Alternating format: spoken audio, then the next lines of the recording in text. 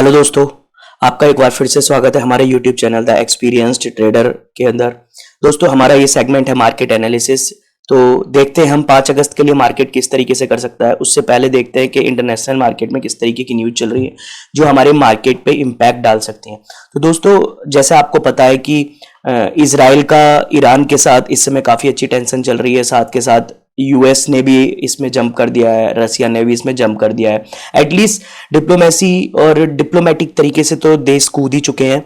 मुझे लगता है तो थोड़ा सा इंटरनेशनल टेंशन का माहौल रहेगा, बट कभी भी एटलीस्ट इस समय पे मुझे नहीं लगता कि किसी भी तरीके से कोई बहुत बड़ी टेंशन की बात होगी, क्योंकि बड़े देश के जंप इन होना ये एक इंटरनेशनल पॉलिटिक्स का हिस्सा होता है।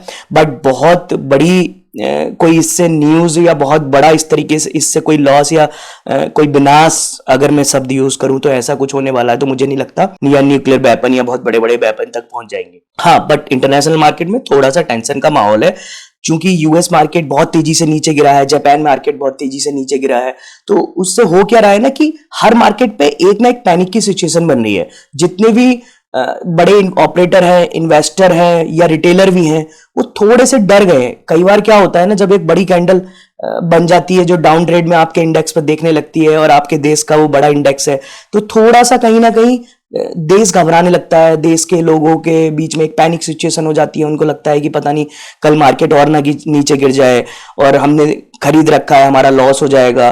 तो अगर बड़े ऑपरेटर या बड़ी क्वांटिटी वाले जितने भी होल्डर हैं, अगर वो क्वांटिटी बेचते हैं तो थोड़ा सा सिचुएशन एक पैनिक सिचुएशन में चली जाती है, क्योंकि वो सीधा इंपैक्ट इंडेक्स पर असर डालता है और उस इंडेक्स के असर की वजह से चीजें ऊपर नीचे हो सकती है। आप जो भी डिसीजन ले, आप चार्ट के हिसाब से ले। एक बहुत अच्छी सी सेइंग है कि आप इस चीज पे रिएक्ट ना करें कि मार्केट क्या बोल रहा है क्या नहीं बोल रहा है, आप इस चीज पे रिएक्ट करें कि आपका चार्ट क्या बोल रहा है या क्या नहीं बोल रहा है। तो दोस्तों, चलते हैं चार्ट की तरफ और देखते हैं 5 अगस्त को मार्केट किस तरीके से ट्रेंड दिखा सकता है। सबसे पहले मैं आपको आज आपका ध्यान केंद्रित करना चाहूंगा इंडेक्स के अंदर, जो है इंडिया विक्स। तो इंडिया विक्स मैं आपको यह कहना चाहूंगा, अगर आप पिछले 7 दिन की ट्रेंड चेक करोगे तो पिछले 7 दिन में जो ये ट्रेंड बना है, इसे एक ब्रेकडाउन दिया कब? फ्राइडे के दिन। और वोलेटिलिटी बढ़ गई है, फिर से वोलेटिलिटी बढ़ गई है। उसकी वजह इंटरनेशनल टेंशन है, यूएस के अंदर रिसेशन, ये एक वजह है जिसकी वजह से विक्स जो है वो इंडिया का बढ़ चुका है। वोलेटिलिटी इंडेक्स बढ़ चुका है, राइट। वोलेटिलिटी इंडेक्स जब बढ़ता है तो दोस्तों प्रीमियम बढ़ जाते हैं, और उसके साथ साथ एक चीज का फायदा और होता है कि प्रीमियम बढ़ने के साथ साथ मूवमेंट्स बहुत बड़े होने लगते हैं। बड़े होने के साथ साथ फास्ट भी होने लगते हैं। अगर आपको प्रॉफिट दिखेगा तो बहुत तेजी से बहुत बड़ा प्रॉफिट दिखने लगेगा, और आपको लॉस दिखेगा तो बहुत तेजी से आपको बड़ा लॉस भी दिखने लगेगा। तो एक बात मैं बहुत सिंपल तरीके से कहना चाहूंगा, आप जो भी अगली ट्रेड लेना चाहेंगे किसी भी इंडेक्स में ले, प्लीज सोच समझ के ले और क्वांटिटी कम करके ले। क्योंकि विक्स बढ़ने का मतलब प्रॉफिट तो है, बड़ा प्रॉफिट है, बट उसका मतलब सीधे सीधे बड़ा लॉस भी है, राइट। तो आप अपने हिसाब से अपनी क्वांटिटी को कैलकुलेट कर ले। तो दोस्तों, शुरू करते हैं मिड कैप के साथ। मिड कैप में अगर आप देखोगे तो जैसा मैंने कहा था कि 13,000 से ज्यादा जाने की मुझे ताकत अभी इसमें नहीं दिख रही है। 13,000 से नीचे आया, और लास्ट सेशन में जो हमारा फ्राइडे का सेशन था काफी हद तक नीचे गया। लेकिन इसके साथ अगर आप एक पॉइंट नोट करोगे, वो पॉइंट क्या है कि मिड कैप लास्ट कितने दिन में अगर मैं काउंट करूंगा तो 1 2 3 4 5 और 6, यानी 6 डेज, ऑलमोस्ट 1 वीक में इसने एक रेंज बाउंड करी है। ये रेंज 13,000 से लेके 12,600 के बीच की है, राइट। तो दोस्तों, मुझे जो लगता है वो क्या लगता है कि अभी भी मिड कैप के पास एक गैप बचा है, जो गैप है ये वाला। तो 12,400 तक का जो गैप है मिड कैप के पास है, और 12,400 तक ही आ सकता है। नीचे की तरफ डाउन ट्रेंड हमें मिल सकता है, क्योंकि 1 घंटे की कैंडल अगर आप देखोगे तो बहुत अच्छा डाउन ट्रेंड आया है, और डाउन ट्रेंड आने के साथ साथ अभी अगले 1 घंटे का डाउन ट्रेंड बचा है, ऐसा मुझे लगता है।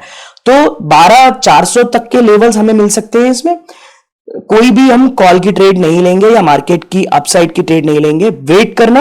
एटलीस्ट मेरा रिकमेंडेशन है 10 बजे से पहले किसी भी इंडेक्स में ट्रेड ना ले, मंडे को वेट करो, आपको एक अच्छा प्रॉपर सेटअप मिलता है। अगर वो सेटअप 9:30 पे भी मिल जाता है तो आप कंटिन्यू कर सकते हो, अदरवाइज मुझे लगता है कि प्रॉपर सेटअप के बिना आपको इस समय एटलीस्ट ट्रेड नहीं लेना चाहिए, क्योंकि मार्केट कभी भी अपना रुख बदल सकता है। बट हाँ, बहुत ही स्ट्रांग बुलिश तो नहीं होगा, ये तो तय है। अभी एटलीस्ट कुछ समय के लिए नहीं होगा, क्योंकि कोई भी बड़ा ऑपरेटर बड़ा पैसा नहीं फंसा के रखेगा। उसे पता है इंटरनेशनल जियोपॉलिटिकल टेंशन चल रही है, कुछ भी हो सकता है। पता चला इन्वेस्ट किया एंड देन मार्केट नीचे की तरफ मूव करने लगा, तो बहुत पैनिक की सिचुएशन हो जाएगी और लॉस हो जाएगी। तो चाहे रिटेलर हो, ऑपरेटर हो या प्रो हो, वो किसी भी हाल में अपना लॉस नहीं चाहेंगे। तो दोस्तों मिड कैप में मेरा सिंपल सा फंडा रहेगा, अगर इस रेंज को ब्रेक कर रहा है, इन दोनों यानी फ्राइडे की रेंज को ब्रेक कर रहा है, जिधर की तरफ भी ब्रेक करता है उधर की तरफ जाएंगे। बट मैं कहूंगा कॉल की साइड यानी अप ट्रेंड में मैं अभी एटलीस्ट इंटरेस्टेड नहीं रहूंगा। अप ट्रेंड में अगर जा रहा है तो इसका मतलब यह है कि आपको ट्रेड नहीं लेनी है, wait for the down trend. Down trend के लिए आप वेट कीजिए, राइट। और टारगेट जो होंगे वो आपको मिल सकते हैं 12,600 से लेके 12,400, यानी 200 पॉइंट का मूव आपको मिड कैप के अंदर मिल सकता है। चलिए दोस्तों, तो चलते हैं अगले इंडेक्स में, वो है फिन निफ्टी। फिन निफ्टी के अंदर बहुत सिंपल सा है, जैसे कि हम पिछले 5 सेशन से बात करते हुए आ रहे हैं, ये एक रेंज बाउंड है। इस रेंज में बहुत सिंपल सी चीज है, ऊपर की एक ट्रेंड लाइन है, जो ट्रेंड लाइन अपनी चल रही है। अगर हमारी ये ट्रेंड लाइन डिसिप्लिन में चल रही है तो हम इस डिसिप्लिन को किसी भी हाल में नहीं छोड़ेंगे, इस डिसिप्लिन को कंटिन्यू करेंगे। क्योंकि एक 15 मिनट की कैंडल पे अगर मैं देखता हूं तो डाउन ट्रेंड काफी अच्छा बना, राइट। लास्ट के 1 घंटे में डाउन ट्रेंड बहुत अच्छा बना फिन निफ्टी के अंदर भी। मुझे लगता है कि इसके पास अगर ये साइडवेज खुले या कहीं भी जाए, यहां पे फिर से एक रेंज होगा, जो रेंज बनाएगा मुझे लगता है कि यहां पे ये आएगा तो बहुत देर सस्टेन करेगा। आपको समझ जाना है, जब भी ये सस्टेन कर रहा है इसका मतलब सिंपल है कि यहां पे पुरानी सप्लाई हुई है और नया एक्युमुलेशन हुआ है। मेरी नजर में ये दोनों ही सेम जोन बन जाएंगे। रीजन, क्योंकि जैसे ही यहां पे जो भी लोगों ने शॉर्ट किया होगा वो अपनी सप्लाई सारी की सारी यहां कर देंगे। यहां से जिन लोगों ने ट्रेंड बनाया होगा लास्ट के 1 घंटे में, वो नीचे पे लाके यहां पे आपको सारा ड्रॉप कर देंगे रिटेलर को। उसके बाद फिर यहीं पे वो एक्युमुलेट भी करेंगे, क्योंकि नीचे की तरफ का ट्रेंड बहुत ही अच्छा है, राइट। प्लस उसके साथ साथ अगर आप देखोगे तो आप पाओगे कि नीचे को लेवल्स और भी अच्छे खुले हुए हैं। तो दोस्तों अगर मैं लेवल की बात करूं तो पहला लेवल है 23,250 का, दूसरा लेवल है 23,100 का। उसके बाद जो हमारा लेवल है जो नीचे की तरफ है, फिर वो और भी बड़े रास्ते खोल देगा, वो है हमारा 23,000 का, सॉरी 22,900 का। और मुझे जहां तक लगता है कि अगर इसने नीचे का डाउन ट्रेंड पकड़ा है तो 23,000 इसे रोक ही नहीं पाएगा, 23,000 इसे नहीं रोक पाएगा और ये नीचे की तरफ टच कर देगा, जो कि हमारा 22,900 का लेवल है। तो अभी फिन निफ्टी में भी हमें बुलिश होने की जरूरत नहीं है। डाउन ट्रेड में हमें जो भी मूव मिलेगा हम उसकी तरफ मूव करेंगे।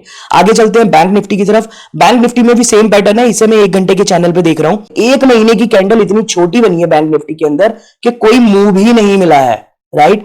ऑलमोस्ट मैं कहूंगा 51,700 के आसपास प्लस, और नीचे का बॉटम है हमारा 51,000 के आसपास का।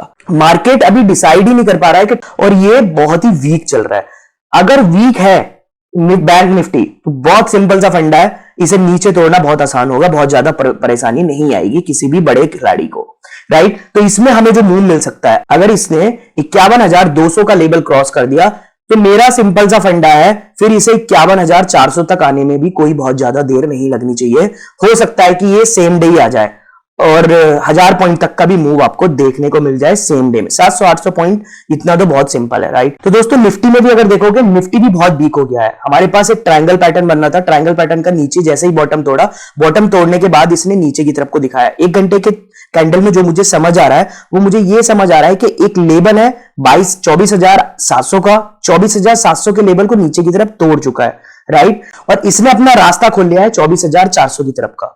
और दोस्तों 24,400 से पहले मुझे कोई भी सपोर्ट ऐसा नहीं है जो समझ आ रहा है कि निफ्टी 50 के अंदर ये आएगा। आपको बहुत अच्छा मूव मिल सकता है ये, अगर आपको अगर डे लो टूट जाता है, डे लो का मतलब है 24,696 का लेवल अगर टूट जाता है तो आप ये समझो आपको डाउन ट्रेंड का एक बहुत अच्छा मूव देखने को मिल सकता है। दोस्तों तो 5 अगस्त के लिए मैं जिन पॉइंटों पे सजग रहना चाहता हूं उनमें से कुछ पॉइंट होंगे। पहला पॉइंट होगा, मैं अप ट्रेंड का कोई ट्रेड नहीं लेने वाला हूं, चाहे अप ट्रेंड कितना भी स्ट्रॉन्ग क्यों ना हो।